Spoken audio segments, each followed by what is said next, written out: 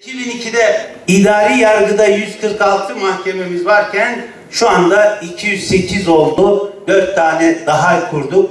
Onunla beraber 212'ye çıktı ve birini de Ağrı'mıza kurduk. Ağrı'nın Adalet Sarayı'na ihtiyacı olduğunu da biliyoruz. Ağrı Adalet Sarayı Ağrılıların hakkıdır.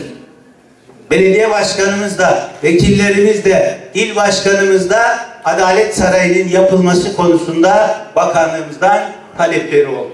Biz Ağrı Adalet Sarayı'nın yeri konusunda yapılan tartışmaları esasında bugün noktalamak üzere buraya geldik.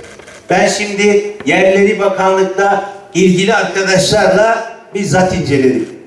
Yerinde gördükten sonra açıklayacaktım. Kanaatimi de oluşturdum ama sabahleyin yerini görme imkanımız olmadı. Fakat kararımızı verdik.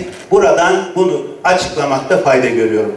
Kamu binalarının bir yere toplanması hem trafik güvenliği hem o yerlerdeki mülkiyetlerin değerlenmesi, insanların daha mutlu olması bakımından son derece olumsuz sonuçlar doğuruyor. O yüzden biz burada Adliye Sarayımızın, Ağrı'mızın doğusundaki yere yapılma kararı aldık. İnşaatı için hızlı bir çalışmayı beraber yürüteceğiz. En kısa sürede Ağrı Adalet Sarayımızı Ağrılı hemşehrilerimizin hizmetine sunacağımızı ifade ettik.